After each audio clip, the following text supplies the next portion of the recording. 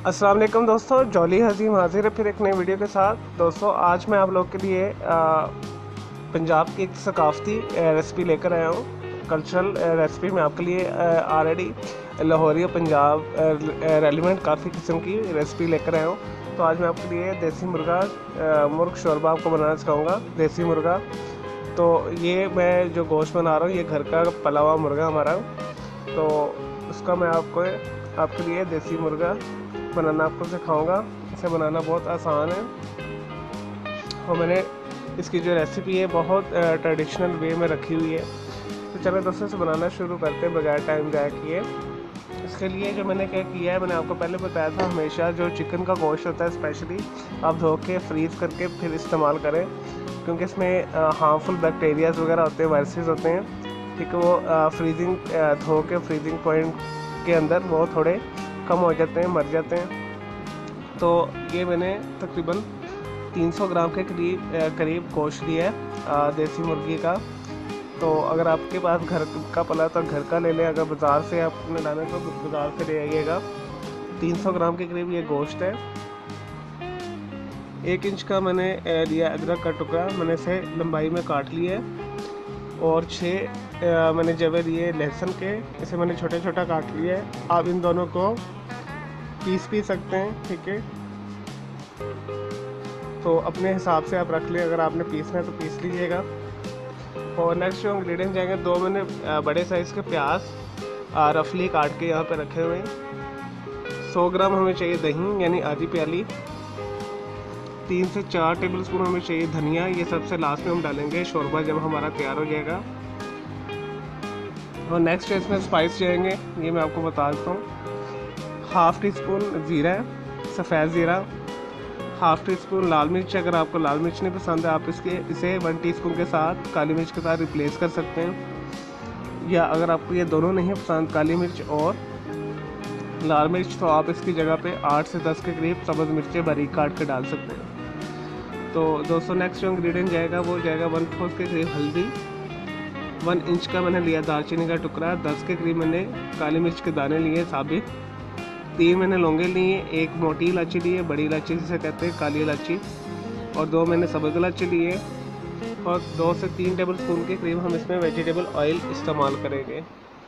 अब दोस्तों इसका बनाने के 2 तरीके हैं। एक आप ट्रेडिशनल वे के साथ हंडिया में बना सकते हैं, आपको उसमें तकरीबन 1.25 घंटा से 1.5 घंटा लगेगा, क्योंकि ये जो देसी मुर्गा है पूरे छोटे गोश्त के जितना तकरीबन टाइम लेता है, गोश्त की जितना टाइम लेता है। तो अगर आपके पास टाइम नहीं तो आप इसे प्रेशर कुकर में आधे घंटे के लिए पका लें, या अगर टाइम है तो आप 1.25 घंटे से 1.5 घंटे के लिए दरमियानी आंच के ऊपर आप इसे चूल्हे के ऊपर हंडिया में पका लें। तो मेरे पास टाइम है तो मैं इसे चूल्हे के ऊपर हल्की आंच के ऊपर, मीडियम आंच के ऊपर बनाऊंगा ताकि इसका फ्लेवर अच्छा आए। और दोस्तों इसके जो बहुत सारे फ़ायदे हैं, स्पेशल ऐसे लोग जिनके एक्सीडेंट्स वगैरह हुए हुए, या जो सिजेरियन वाले भी लोग हैं, और ऐसे लोग जो किसी ऑपरेशन से गुजरे हैं, तो उनके लिए बेस्ट है। कमज़ोर लोगों के लिए बेस्ट है ये, क्योंकि ये गर्म होता है थोड़ा। इसका शोरबा जो है बहुत मज़ेदार होता है। आप उसे पतला बना लें और नान वगैरह के साथ या रोटी के साथ खाएं तो ये आपको भरपूर तवानाई और ताकत देगा, सर्दियों में स्पेशली। ये मौसम भी चेंज हो रहा है। तो चले दोस्तों से शुरू करते हैं बनाना।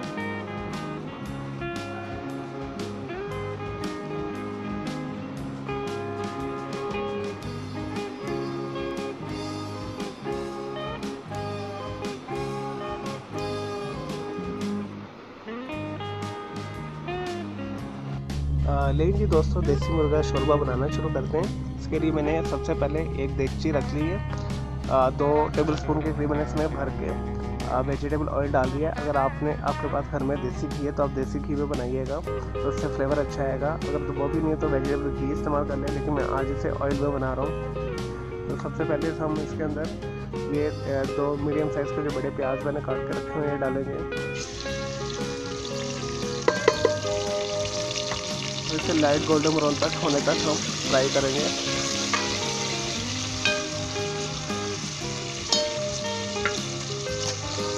नहीं जी दोस्तों, प्याज को तकरीबन 2 से 3 मिनट हो चुके हैं फ्राई होते हुए, और लाइट से हो गए ये पिंक। अब हम इसके अंदर अदरक और लहसुन शामिल करेंगे।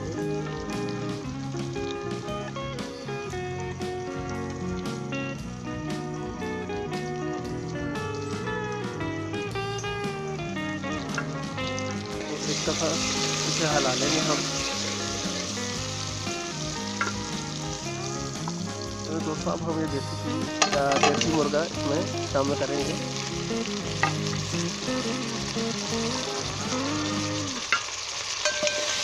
और अच्छे तरीके से डीप रोस्ट जब तक ये नहीं हो जाता अच्छे तरीके से मैं भूनूंगा इसके अंदर।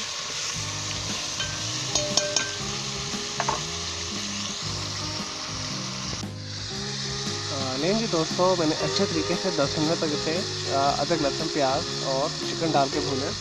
तो अब हम इसके अंदर सारे स्पाइस डाल देंगे।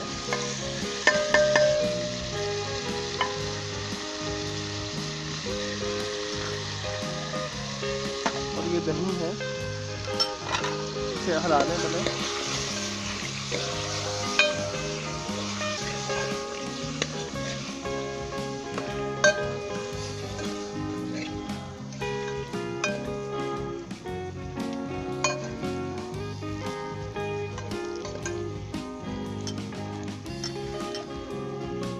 दही डाल दें 100 ग्राम के करीब और अच्छे तरीके से हिला लें। लेकिन जी दोस्तों, हमने दही डाल दी है। अब हम इसे अच्छे तरीके से भूनेंगे, लेकिन उससे पहले हम इसके अंदर 1 टीस्पून के करीब नमक शामिल करेंगे। ये मैंने रखा हुआ है।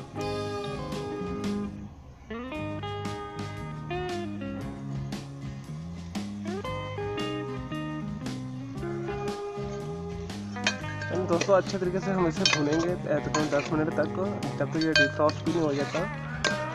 तो नमक आपके ऊपर हस्बे ज़ायका है। मैंने आपको इंग्रेडिएंट्स में नहीं बताया था, मैंने ड्यूरिंग में बताया। तो इसमें आप अगर आपको नमक कम पसंद है तो आपको ½ टीस्पून शामिल कर लें, लेकिन हमने बनाना है पतला शोरबा, तो उसमें 1 टीस्पून के लिए जो नमक है इनफ है। चलिए दोस्तों, इसे अच्छे तरीके से मैं भूनूंगा 10 मिनट तक। फिर हम इसे 1.5 लीटर पानी डालकर हल्की आंच के ऊपर इसे पकने के लिए रख देंगे 1.25 घंटे के लिए, तकरीबन 1.25 घंटे से 1.5 घंटे के लिए मिनिमम। तो अगर आपके पास कम टाइम है तो अगर आप 1 घंटे के अंदर गोश्त कर देते तो फिर आप इसे उतार लें।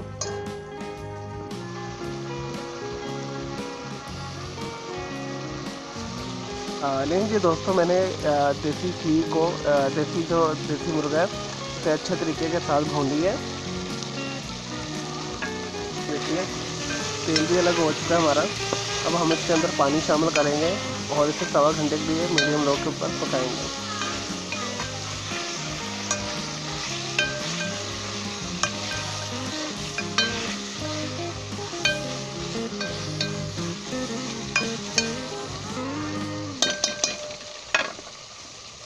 चलिए दोस्तों, अब हम इसमें तकरीबन 1.5 लीटर पानी डालेंगे और इसे 1.25 घंटे से 1.5 घंटे के लिए दरमियानी आंच के ऊपर या हल्की आंच के ऊपर पकने देंगे।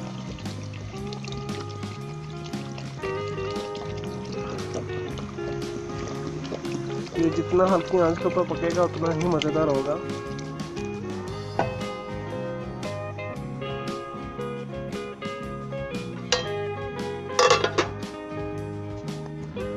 लेकिन जी दोस्तों, तकरीबन हमारे देसी मुर्ग को पकते हुए शोरबा को 1.25 घंटा हो चुका है। देखिए ये बिल्कुल रेडी है। गोश्त भी अच्छे तरीके से हमारा गल चुका है, ये देखिए अलग हो रहा है। और इसमें ही हमें पतला चाहिए शोरबा। तो अब हम क्या करेंगे, इसके अंदर हम ये सब्ज़ धनिया डाल देंगे और आंच को बंद कर देंगे। चलिए दोस्तों, मैं डिश आउट करता हूँ, फिर मैं आपको दिखाता हूँ।